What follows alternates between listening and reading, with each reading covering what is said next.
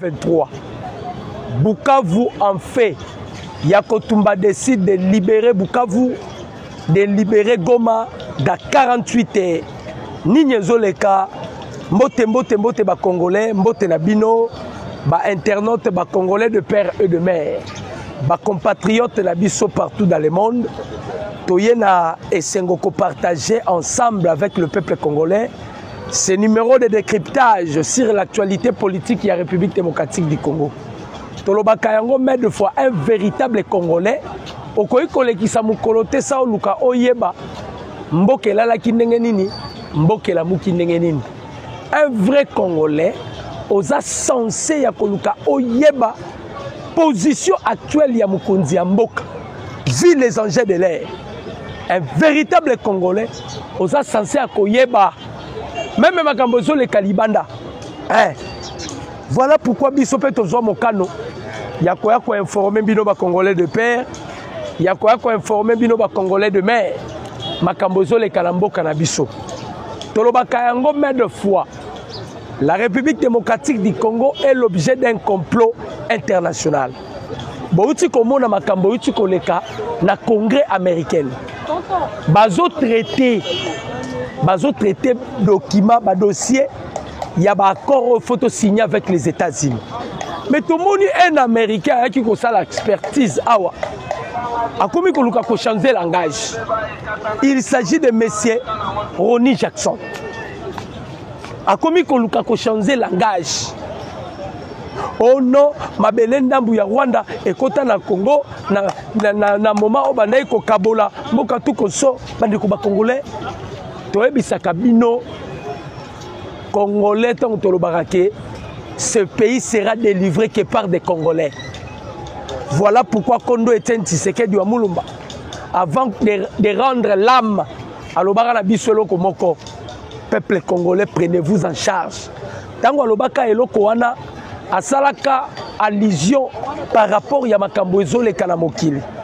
Ils avaient compris que mundela bandaki ko pencher et si kamoko songolo par rapport à makambo songolo. Mais ayebisa kibiso prenez-vous en charge. Tokobeta na bino masolo. Ya ba mercenaires lisusu bakangi lobby. Bakangi bango na Zambie banako se diriger vers Lubumbashi. Tokobeta masolo. Tokobeta masolo ya Yakotumba musalo asala ki lobby na niveau ya Bukavu. Tokobeta masolo. Tozobeta pe masolo ya dialogue. Makambu ya Angola. Qatar azongisi lisusu batu na Angola. Angola Paul Kagame kimaka. Mais bayesi Kagame fozonga na Angola. Oh, ndenge makambo zokende na Angola. Angola pe Lorenzo alongola ki maboko. C'est-à-dire Babou Kelly et Asena Sadek Bali. Maintenant, Asena Sadek, ils vont s'incliner sur la résolution prise dans le Conseil de sécurité des Nations Unies 2773. Wano ko échappé en côté. Kleboa o ekangi na mundele yemoko.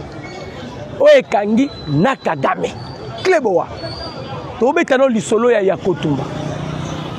Mikolo uti koleka le général Yakotumba, le numéro 1 ya Bawazalendo. A lancé ultimatum et pas yaba M23. Lobi na pesibino 48 heures. Bokanga bisaka bobino. Ndeko 48 heures kokaki ba M23 ba bimité. Na biso to bosalaki. Lobi na 5 heures. Les Wazalendo ba lancer offensive. Bandeko balancer offensive na bisibino babundi sans avion de chasse, sans char de combat, sans drone. Mais la façon dont l'ennemi a qui a difficulté. Pourquoi les Wazalendo va lancer offensive? Les Wazalendo savent bien que les M23 bazan a déficit, il y a minerai. Minerai zaté. Avant que les Wazalendo va lancer offensive na bango bakendaki d'abord kokanga madusu nyonso ekoki permettre ravitaillement ya ba M23 ba blokaki ba madusu nyonso ndenge tolobaka mais de fois soki ma eza ya kobeba pona koluka ko assainir l'eau on doit commencer par la source. De la même manière avec les Wazalendo. Il y a une tactique de guerre. Et là, les M23 bazomé la PEM à l'est avec les Wazalendo. Opération à Wazalendo Simba qui lobby. Pourquoi? Parce que les FRDC bazala quitté. Bitumba ya lobby soki FRDC bazala qui bon ngai boyo kamara musu. FRDC bazala na yombo. Bisiko bango bakotaka so bandi ko bunda nyoso ebebaka. Ne faut pas oublier, quand on parle de l'FRDC, on voit mixage na brassage. Oyo Joseph Kabila tikela kabiso. Kabila avait tout planifié. Tango bakotaki na pouvoir awa. Kaka ba moboutiste oyo lelo bazako sa comparer na pouvoir bali ko tikate. Ba pesaki bango méthode. Balobi pour vendre éternellement awa. Bo bana ko silisa ba ex phase. Alors Kabila bandi ko procéder sur ko koboma ba soda nyoso mobutu atikela biso. C'est ce qui a permis que après Koboma, il faut procéder mixage et brassage. En 2013, ordonnance présidentielle, Kabila a nommé 450 officiers, 250 généraux rwandais, lieutenants rwandais, capitaine rwandais, qui ont nombre 450. Kotisi bango sikoyo. Le roi a dit que la différence na biso na bango ça que bango bazalaka bazolo milai bilongi mikie ale bandi ko mela ba vitamine pour bazwa kaka morphologie ya ba congolais to e basu ko identifier bangoti. Mais c'était pas avec Yakotumba lobby bandeko soki tozala ba Yakotumba na kati ya armée na biso ata 4 ba jeoza à l'est de la République aussi là. J'ai à l'est de la République. Pour tel nom aventure, il y a FRDC. Pourquoi? Les M23 sont en difficulté na niveau à Walikali. Comme ils sont en difficulté, M23 va sali document, on va cesser le fait unilatéral. Et les FRDC dit que nous avons pris acte. Talab aventure. Batoubaza en difficulté, c'est le moment prépuce pour les déloger par force. Espoir na bango ezalaki epai ya mutoto kangaki awa Aris Jaktani. C'est lui qui était la carte majeure ya ba plan nyonso Joseph Kabila. Basango bali ba déplacer Mutualanda repesa mbongo.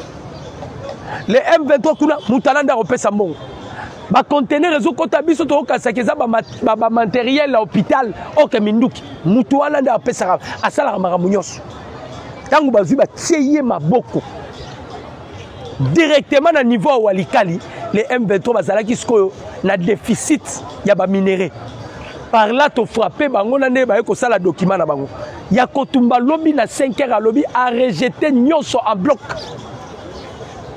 Lui il va frapper, c'est par là il a frappé to bandaki na centre commercial Katala et Katana on a frappé l'ennemi na niveau à Katana. Bakabwani ba bloc. Il y a cela ba mataki kota Katana, mais sous ba kitaki kota Louhi peut permettre bango ba encercler Bukavu parce que ya Kotumba lobaki nous allons libérer et Bukavu et Goma. Bango moko to lobi bien bango moko. Yango moni to sala qui appelle to bisi chef d'état-major Gilles Bandi. Ba FRDC ba kota bitumba wana te. Nous n'avons plus confiance à la FRDC. Comment mon amour s'est venu, mon Melibango, Mouoz? Il menace le Boyaka Chama. Ordre outil awa, la lobby bien ordre outil awa. Basengi, officier, bazala qui sangani babundate, so ba IM23 bakoti. Qui sont derrière ces coups ici? Donc jusqu'à présent, on subit la conséquence, il y a mixage et brassage. Oh, Joseph Kabila a tiré la biso dans beaucoup. Mais on va se réveiller un de ces 4 matins. Congolais, nous avons besoin de Kabila Zong à la pouvoir. Kabila, la personne qui a détruit ce pays, n'a domaine nyonso. Et puis, il y a qui piège à Télibiso. Donc, on a la difficulté qu'on s'en sortir dans le piège. Bandima quitté. Que diplomatie est qu'on déboulonner tous les systèmes. Et ça, le roi a battu la mine, c'est ce que Kabila avait fait. avant qu'il quitte le pouvoir, Asimbi dans le code minier. Parce que Ayebi avec le code minier, Bamindele Babomarabat. Après cela, Tovandi, Tomoni Ferdinand Kambé, oh, nous préparons le retour de Joseph Kabila. Total moi si oh, mon mari travaille dans le silence. Mon mari travaille dans le silence, ma côté réunion. Na Tanzanie, Yena Moïse Katumbi, na Claudel Libaya.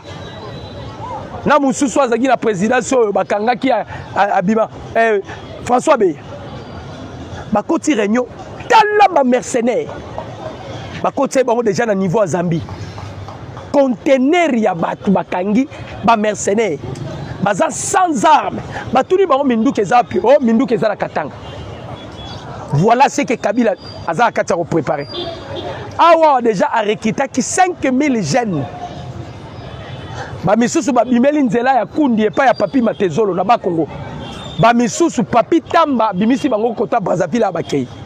En complicité avec Sassou Nguesso. Cette fois-ci, Kabila prend maintenant les devants. Kabila devient maintenant une menace pour la République démocratique du Congo. Kabila active tous les batteries. Tozotuna Kabila, Ozo Lukanini. Qu'est-ce que Kabila t'y cherche? Balingaki ba meka côté à Ituri. Azui mbongo ebele nenga sali epa lubo ya Kashama. Azui mbongo ebele batindele yango ya Kotumba. Ya Kotumba lobi biso to liaka mbongo te. Un véritable wazalendo liaka mbongo te. Boke ne bozongi sele mbongo na ye. Parce que le chef d'état-major rwandais Mubarak Munganga asi ayebisaki Paul Kagame.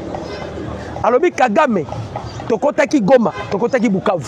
Mais pour pénétrer Uvira, tokita na Baraka, tokota Fizi, tokena Kalemi. Eza na deux tribus moko ezawana. Ba Mubembe na tribu ya ba Bitakwira. Abi batu wana ba ko permettre tokota te. Donc aujourd'hui on se rend compte ce qui bande ko biso a Goma bazokufa parce que il y a eu aussi la traîtrise ya ba population. Il y a des images qui circulent. Ba IM23 ba koti na banda kwa bana basi ba obima basi bazolandisela bango ba teni. Ba Congolais ba komi ko bomba ba IM23. Et quand on va vous tuer, on va biso. On ne peut pas négocier avec un démon. On ne négocie pas avec un démon. Ba IM23, ba Kagame, ba Kabila sont des démons.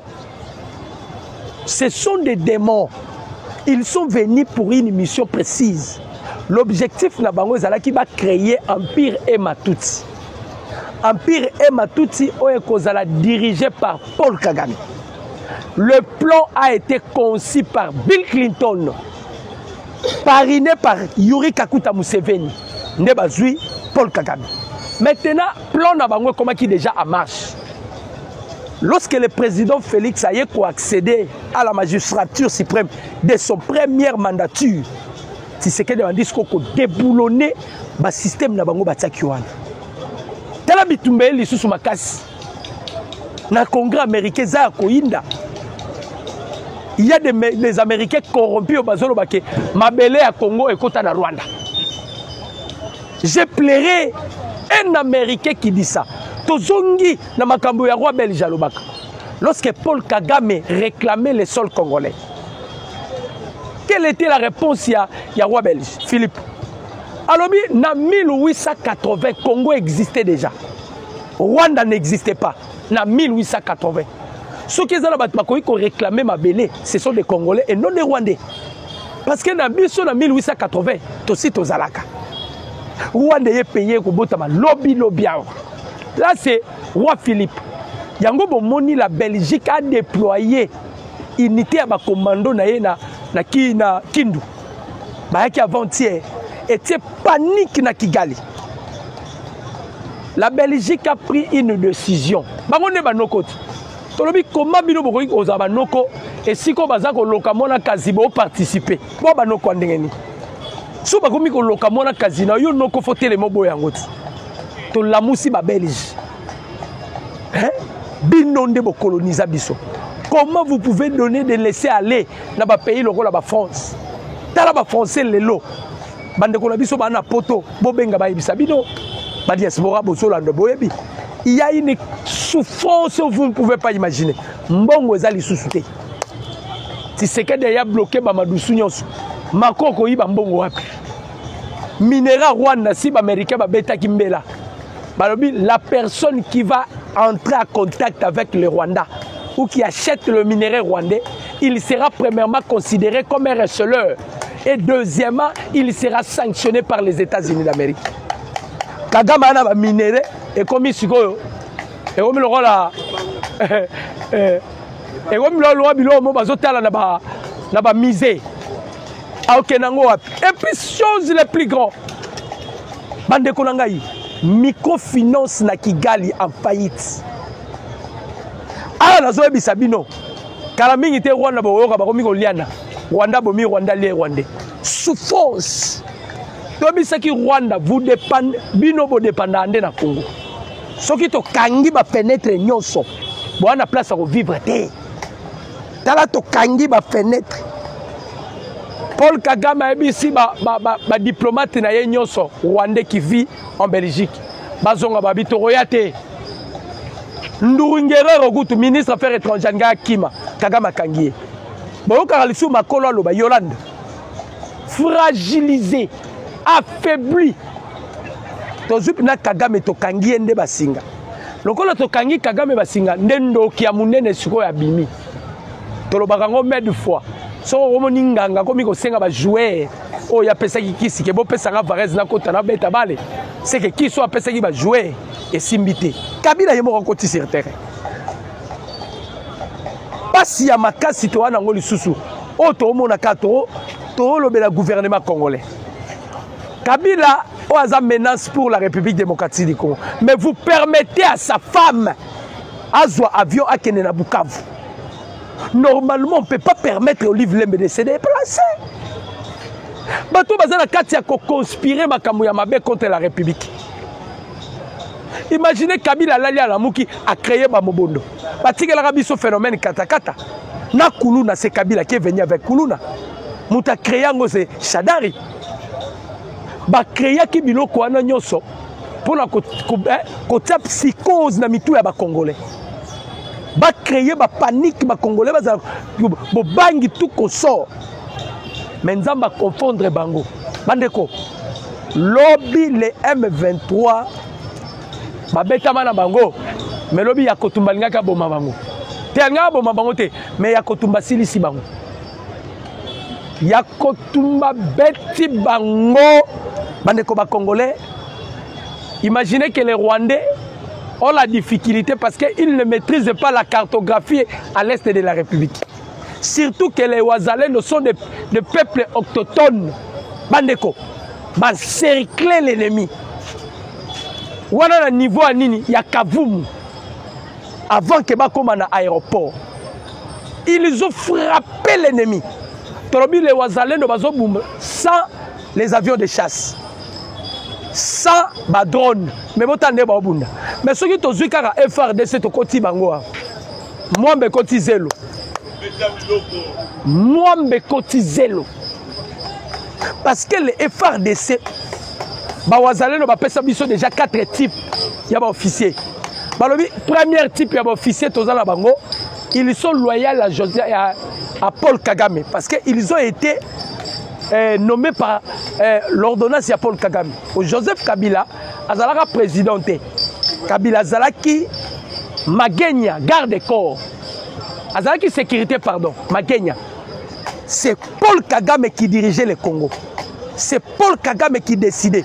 Voilà pourquoi, nomination sur Nge Salama, il faut la présence de Mo Ibrahim, na George Soros. Bango de Banoro est dans la liste. Allez, Kabila bandi konomé. Maintenant, il y a les officiers baza pro Kabila. Kabila comme ici bango ba milliardaire.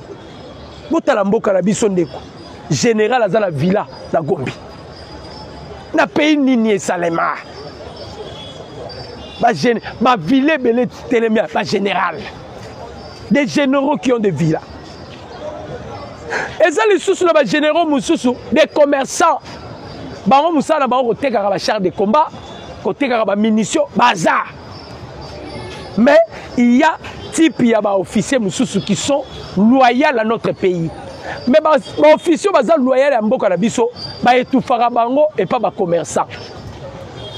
Autant la félicité Luboya Kachama. Surtout là, les soldats locaux, Luboya Kachama boye, pas ventir et causer la tête. Moi, na Museveni a bêti 7 fois à tweeter. Moukolomoko dimanche. Yo Luboya zéro commande. Voilà nyoso parce que Kabila est allé voir Museveni. Après ça, il y a IPDF. À Zimbongo, après si Museveni pour pas corrompre Luboya Kachama. Luboya Kachama lobby. Ceux qui na Zimbongo. Na Zimbongo. Et ça li que ba Rwandais ba koti na mboka we. Nga na koyiko kende exil. Ba koko na ba ozana na Congo te. Famille na nga kozana Congo te. Bazala lisusu na souffrance ba Rwandais. Voilà un officier qui peut raisonner. Botala mutazo réfléchir. Luboya Kachama à mettre en garde Kakuta Museveni Yori. Alobi yona mwana na yo. Si vous osez à kosa la blague na Ituri, imaginez à maîtriser Zaïre, à maîtriser Kodeko, maîtriser la radicoloté na Ituri. Wana DSP bien formé. Luboya Kachama ebisi Kakuta Museveni alobi soki bosali blague. La guerre ça ne se fera pas à l'Ituri, mais la guerre sera engagée à Kampala. Tant bayokika à Kampala babangi. Lobby na butu mwana Museveni a supprimé compte Twitter na ye. Ouais, ça a millions de abonnés. A supprimé en précieux l'équipe.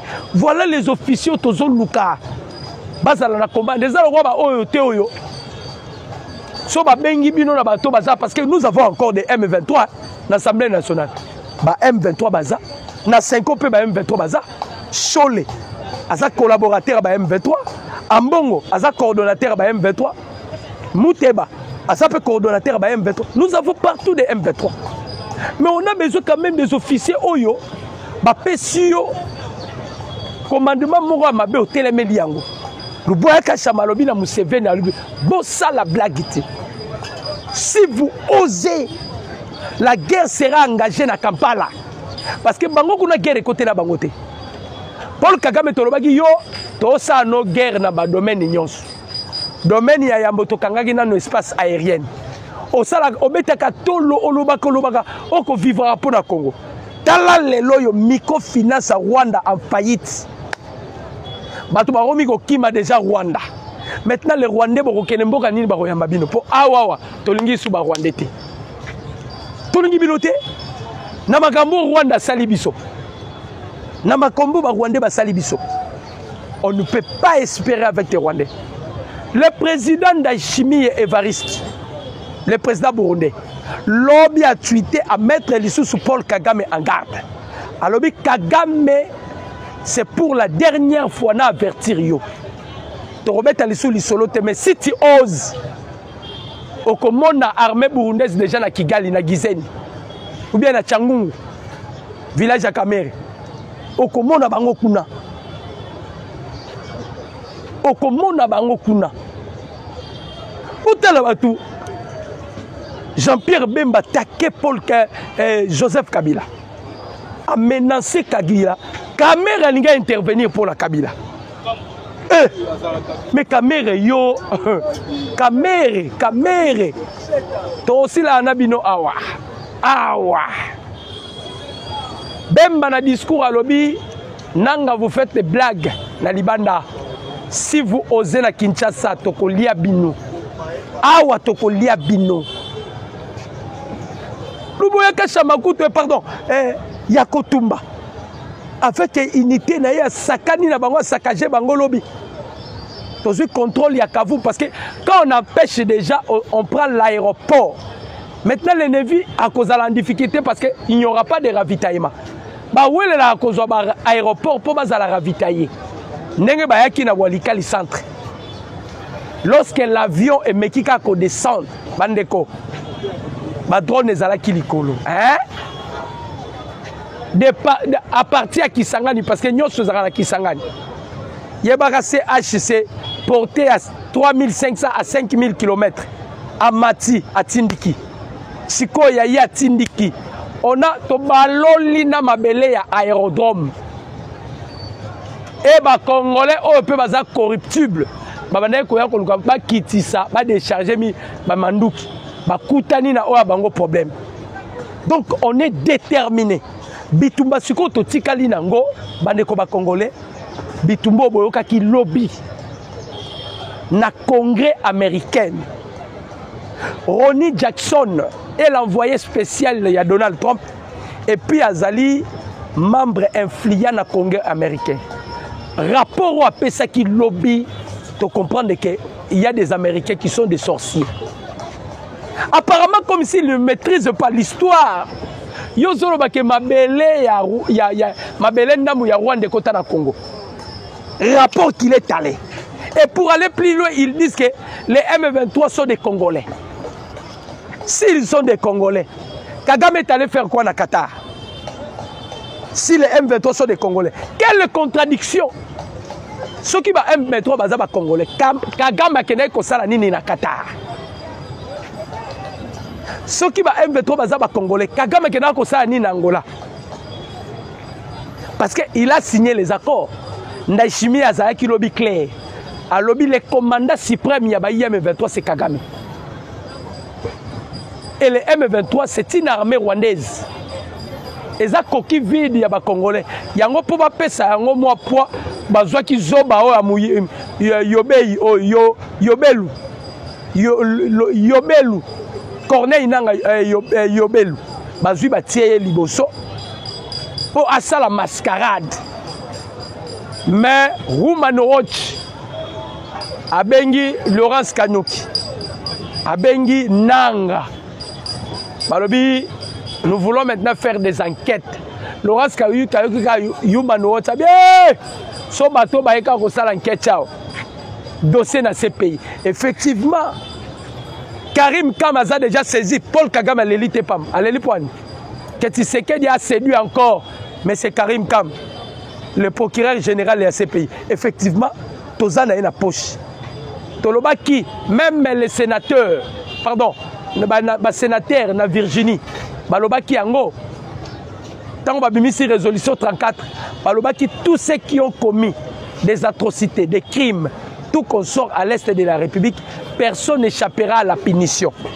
Il faut qu'il soit arrêté, traduit à la justice et qu'il soit condamné. Batouana nyos, faut pas la condamner. Bateau va créer des atrocités, va créer des crimes, va créer boy, faut pas la condamner. Maintenant Joseph Kabila ba yebi déjà que ce qui lelo est bardé, surtout yé Kabila. Kabila yebi que lelo ce qui est yindi, ngai na kei. Voilà pourquoi il s'engage na bakatumbi. Batsaki na nombongo et pas ya lobbyiste na bango pour empêcher qu'il n'y ait pas de pourparlers entre le gouvernement congolais et les États-Unis d'Amérique. Mais cela n'a pas tenu parce qu'ils allaient échouer. Ils ont voix moussous. Mais ils ont comprendre que tout ce qu'ils préparent, ils ont manigacé, ils ont tchalanzela, ils ont balayé en cascade. Ils ont renversé en cascade. Parce que bango baye ba quitté. Quand le président Félix Ayena Bokonzi, bandeko, parce qu'il accompagne la vision de Simon Kimbangu. Tous ces esprits et la Mouki. Oh Kimpavita, Azongi, dans un autre corps. Oh Lumumba, Azongi, dans un autre corps. Oh Kimbangu, Azongi, dans un autre corps. C'est ce qui fait maintenant notre force. Yango tolobaki bitumba oyo. Batuba matabakita. Nous allons vaincre cette guerre.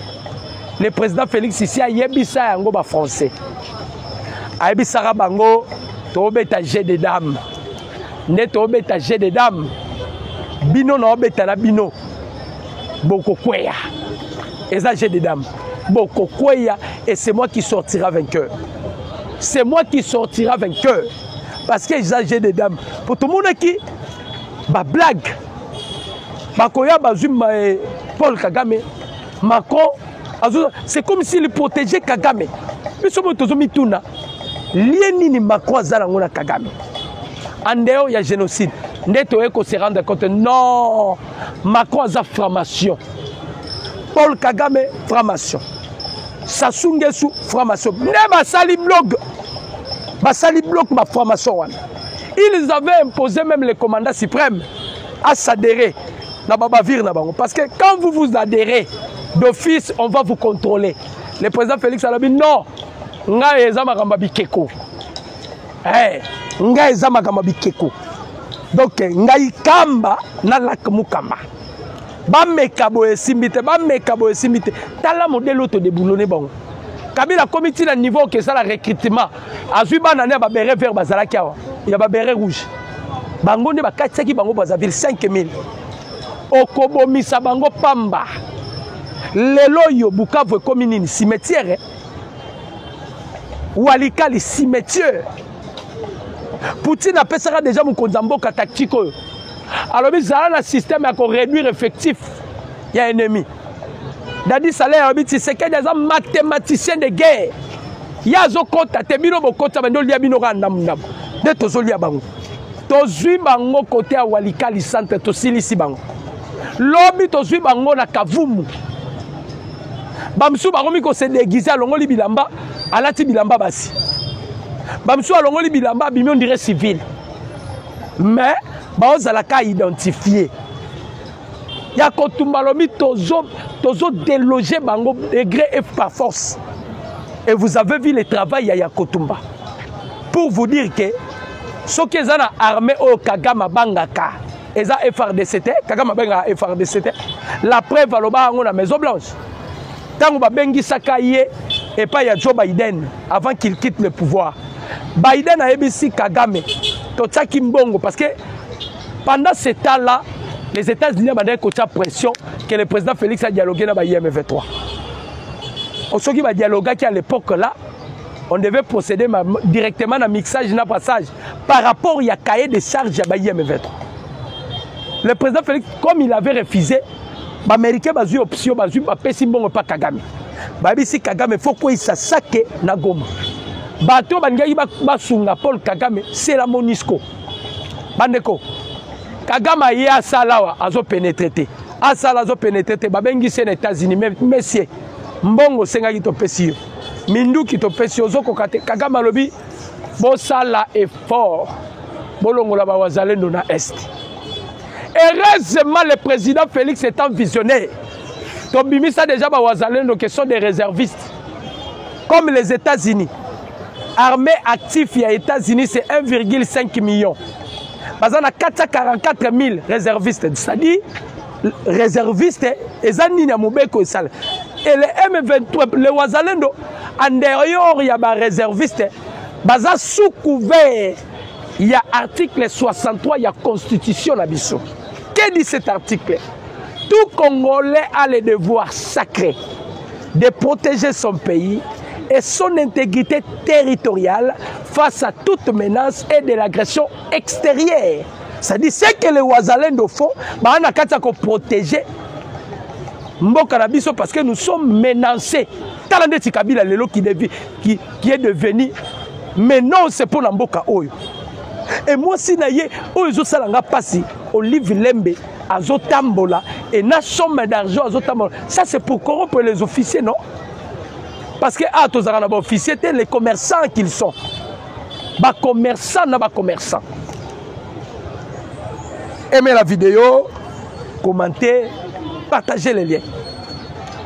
Aimez la vidéo, commentez, partagez les liens. Donc, bandeko ba Congolais, tozo continuer, bandeko. Nege tolobaki, on a été infiltré, on a été envahi. Mais ce qui est plus important, c'est quoi? Malgré que nous sommes infiltrés, l'ennemi a la difficulté à cause de la ville, de la province. Malgré que notre armée est infiltrée. Il a la difficulté à Kokota parce que, malgré l'infiltration, les Ouazalendo sont maintenant des gardiens du temple. Tu as la différence entre les Ouazalendo et les soldats Oyo. Et que Bawazalendo baza beaucoup plus sont des victimes. Baboma papa na ye na misu na ye, baboma maman na ye na misu na ye, ba violana ndeko na mwasi na misu na ye. Biloko ane tikali ye yake kota armée.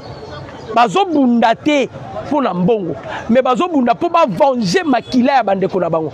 Par contre FRDC, maman nanga ye, des commerçants. Des commerçants. Yango mukonza mboka tant a prêt à frapper Rwanda. Le chef a boit qui m'a mis sous cima. Atali armée na biso ba officier bazo kima. Bitumba. Mukonzamboka lobi avec cette armée n'a déclaré guerre na Rwanda. Non. Je dois m'appuyer maintenant sur le plan diplomatique. Ne Mukonzabandi diplomatie. Diplomatie, diplomatie, diplomatie. On a délogé tous les systèmes. Parce que la diplomatie est tellement likolo. Et Batouba Meli paiement la diplomatie. Herman Cohen a lobby, Tshisekedi a fait félin. To meki Kagame Kagame ningani, to meki a ningani, to meki a ningani, to récupérer Kagame pouvoir. Maintenant, lobby congrès américain va traiter Makambu ya Congo. L'élo actualité dans le monde, on parle que de la République démocratique du Congo. Donc, au Lalio Lamouki, vous allez parler de Tshisekedi. C'est lui le phénomène de nos jours. Yende. Et ça, on a salara ba réunion théoyo. Hippolyte Kanamba zo salara ba réunion na Tanzanie, à côté de mercenaires. Tala ba tune ba kangi na Tanzanie. Kabila tu combats une nation sacrée. Tu combats un pays le plus béni au monde. Tu combats un pays et commission Moutuya Mongo. Oyaki a osane côté Joseph Kabila. Un abruti. Tu ne savais ni lire et ni écrire. Ba Congolais ba pesi yo vie. Mbongo na biso ba Congolais nde Kabila komi ko kende ko somba ba mercenaires. Ba ya ko sala guerre na biso awa. C'est grave. Toloba ki biso toza génération eza averti. Nenge Jean-Pierre Bemba zolo ba mikolo. Alobi, on ne permettra pas à aucun jour que le Congo soit dirigé encore par un étranger. Biloko wana ezali soute. Un étranger au sommet de notre, à la tête de notre pays. Et Kosimbaka lisusoute. Voilà pourquoi nous sommes là pour éveiller conscience Yabato. Tokanga maboko te. Bitumbo to bandaki yango na bandeli bato mokili balobaka masuwa edindaka mingi so ekomi pembeni ya libongo. C'est-à-dire, tous a déjà vers la fin de cette victoire, mais on doit continuer à frapper, on doit continuer à se tenir. Bitumbezala qui tellement mounene, bakabila oyo bakotisela biso ba infiltration, babomaka ba institution, basala nyoso banda ko sala na matata ponyo un Rwandais a telemi pe o to dialoguer un Rwandais matata ponyo. Aya awa na Inikin. Président étudiant rwandais na Inikin matata ponyo. Ah, chancelier Opamba. Ayibi pe mbongo ba Congolais ya Bukangalonzo atelemi o bafutanga 2 millions nanga. Bo bikaka po botambola na mituka. So bo ndi otambola ba makolo. Matata ponyo. Toko tikala na yo biso ba Congolais. Bo bikaka e Rwandais ya wana président ya ba Rwandais na Inikin atelemi pe oh sans le dialogue, il n'y aura pas la paix. Yo matata ponyo, yo. Na mususu yo tozana ye awa. Mususu tozana ye awa. Na hémicycle obo yebi. Yo za Congolais ko kunda mamano na Rwanda ndenge nini. Yo za Congolais. Okomi ndenge nini okenda ko kunda mamano na Rwanda. Bakota wa ba mela ba vitamine ba koma bilongi minene soit disant ba Congolais. Des Rwandais. Bangona ne bazo bundisa mukonza mboka. Biso pe ba Congolais to baki to ana bino lisu likolo lisu. To ke na bino tina suka. Mon numéro c'est plus de 143 89 63 95 965. Mon numéro c'est plus de 143 89 63 95 965. Totika la branche sur même chaîne à même heure et vous ne serez jamais dessus. Je vous demanderai seulement de commenter, de partager les liens. Tolingi message comme pas ba Congolais nyonso. Ba Congolais nyonso bazala averti parce que ça concerne notre beau pays. Nous avons dit déjà que cette fois-ci nous ne parlerons pas de la patrie et la mort, mais nous allons parler de la patrie et la vie. On ne parlera pas de la patrie ou la mort, mais on parlera de la patrie et la vie. Vraiment, c'était avec plaisir. Je dis et je vous remercie.